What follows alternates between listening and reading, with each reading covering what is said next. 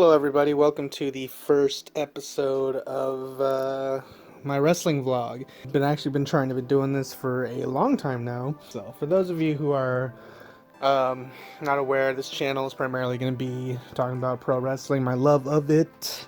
Pro wrestling is a thing that I've actually loved ever since I was a kid. Not embarrassed to say I still watch pro wrestling, I enjoy it. And after I've wisened up and realized what pro wrestling can be, like as an art, like how it works, I just fell in love with it more. First and foremost, I do watch primarily the two big American promotions, WWE, AEW, and I want to talk about one of my favorite wrestlers on the roster, Asuka. She is by far my favorite female wrestler in WWE. Probably out of the two promotions I've seen. AEW has a women's division that needs a lot of work, but this is primarily about Asuka. And the reason I'm making this video is because I am actually kind of worried about where this leaves her now. Spoilers for those who didn't watch WrestleMania 36, but it's been over a week, and I don't know if you haven't seen it already, you probably aren't going to watch it anyway. So, Asuka and Kairi Sane lost the women's tag team titles to Alexa Bliss and Nikki Cross, no less. Here is why I'm upset. Asuka is my favorite female wrestler, and I'm not saying that because I'm some filthy smark who, you know, just thinks, oh, Asuka. Did you see her Japan stuff? Did you see her Japan stuff? Love Asuka or Kana, however you want to, you know, address her as. Now, before the haters come in, because you know there's still some haters here, there always are, and say, Asuka isn't buried, Asuka wasn't buried, Asuka has some of the best accolades in her resume of all the women in WWE. Correct. Asuka did have the longest winning streak in WWE, NXT, whatever you want to call it, when she was the NXT Women's Champion. She was undefeated for so long, what was it, 3 years or something like that? She won the Women's Royal Rumble.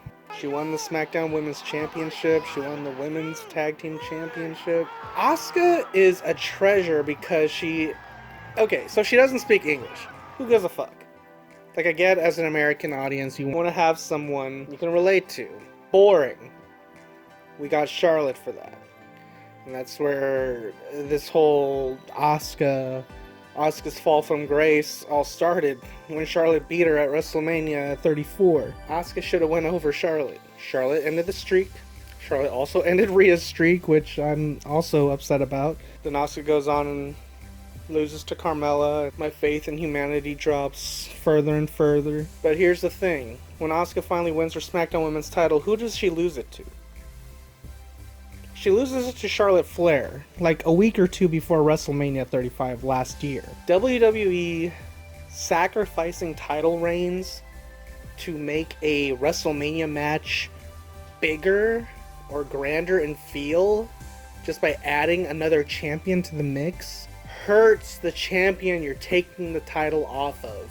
Example, Asuka was the SmackDown Women's Champion before WrestleMania 35. What happens? Asuka had no feud post-Royal Rumble when she beat Becky Lynch clean, tapped her out clean. The way things are, I get that you want to have a top star, and I don't want to get off on a Becky tangent right now, because this video is primarily about Asuka, but Asuka beating Becky clean solidified Asuka as a champion, because Becky was on the rise to greatness, and to have Asuka cut her off and have that, you know, help Becky in her own character arc, great. But Asuka really proved that she can hang with, you know, the WWE's beloved horsewomen, because you know that they love everything Charlotte Flair.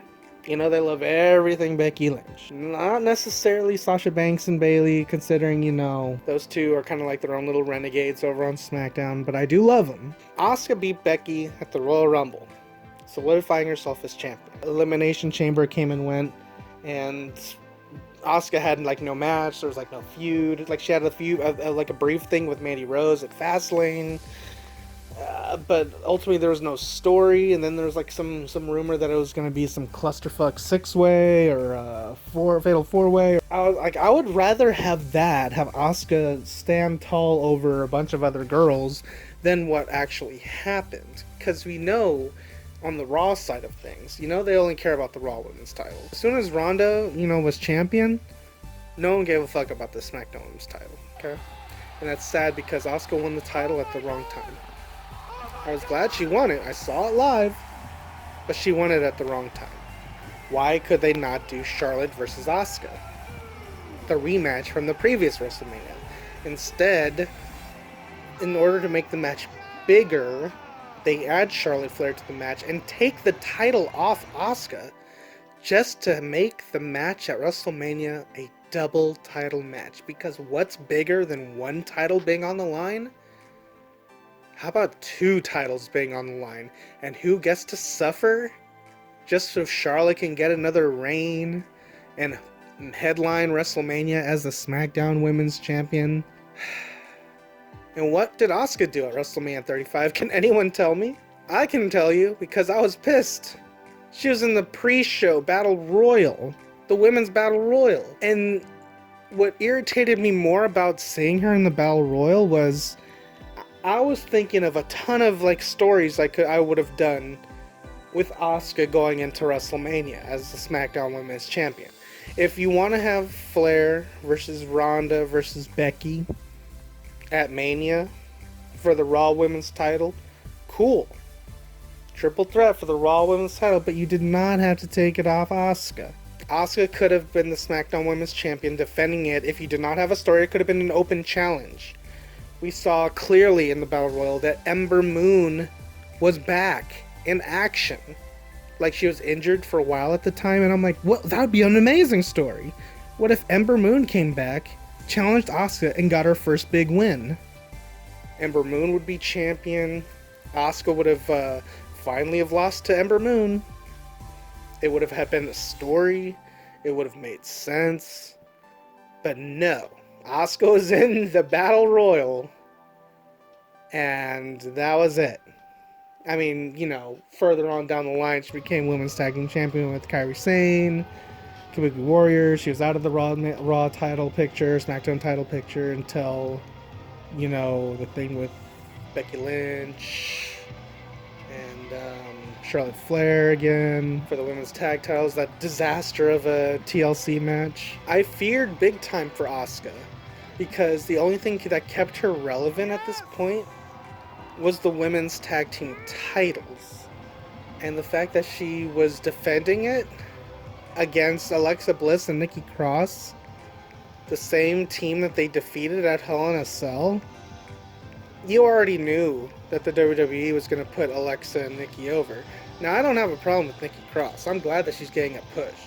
But she's only really getting a push because she's with Alexa Bliss. Now, don't get me wrong. I love Alexa Bliss. She's cute. She's hot. She's good on the mic. She's a solid promo. She's decent in the ring. She has the it factor. I know Vince probably wishes she was taller. Probably wishes she was like Charlotte Flair or Rhea Ripley. Again, it hurts that they built Rhea Ripley up to have Charlotte take her down at WrestleMania. Reminds me way too much of Asuka. It kind of hurt me a little bit to see. Relive history. I knew I had a bad feeling going into it, and I don't know where Asuka goes from here. Her character is stuck with Kairi Sane, and I'm not saying that's a bad thing, but I'm like, Asuka should be the top of the division. Why did we never get the Asuka versus Ronda match that was teased at the end of the Royal Rumble when Asuka won? Remember that handshake? Oh, I remember. Pepperidge Farm remembers. Asuka smacked her hand away, and everyone did the whole, and then Ronda did the whole point thrust man. Everyone was thinking, Asuka versus Ronda? They dropped the ball big time with Asuka. I know a lot of people will still be like, she had a great run. A better run than most any other girl. And yeah, you're right. Not a lot of women can say they won the Royal Rumble, but Charlotte Flair didn't need to. Did Charlotte Flair need to win the Royal Rumble to beat Rhea Ripley at WrestleMania? No.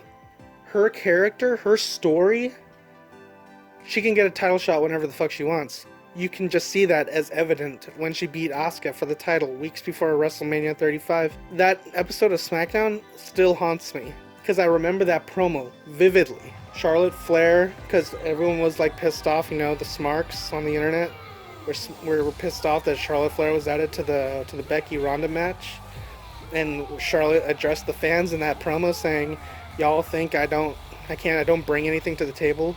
Watch exactly what I do next, or something like that. And then we come back from commercial and Charlotte's in the ring, and then Asuka comes out. And I'm like, what the fuck is going on? I'm like, okay, it's non-title. Charlotte will probably beat her. Maybe Asuka will fight Charlotte at Mania again, and Charlotte will fight 2 matches. Nope. The ring announcer announces it as a SmackDown Women's title match. My heart sunk because I knew what was going to happen. Did Asuka need to lose that title? Nope, because you already knew what story I would have gone with. Asuka did not need to lose that belt. And I don't know where she goes now. The smark inside me wants her to wait out her contract and go to AEW. That's what I want. But what do you guys think? Is there anything left for Asuka to do in WWE? But she's a credible heel, credible face, but they'll probably keep her heel because she can't cut a promo. She can do her Japanese RRRRR, and, you know, that'll keep everyone happy because she could be the comedy relief, which I'm not a fan of. I don't want to see her be like the new Kai and Tai, comedy relief, and jobbed out because they don't have plans for them. Asuka deserves more than that. We need to switch up the rosters. Get Asuka on her own again. Kairi Sane will be fine on her own. If not, I don't know what to tell you. But Asuka deserves more. Send her back down to NXT. I don't know. No, actually, don't do that right now because then Charlotte will beat her again. Add another successful title defense under Charlotte's belt. What can she do? If she goes to SmackDown, she could challenge Bayley, but I'd rather have Bayley and Sasha be a thing. I don't want her to keep going after the women's tag titles because that's, well, let's face it, it's boring as fuck. They only have a couple of teams, and it looks like right now they have Carmella and Dana are doing something with it. Yeah, I'm excited for that, of course. Said no one ever. But yeah, I don't see what else Asuka can really do. As an Asuka fan, does she have much hope left in WWE? Anybody? Anyone?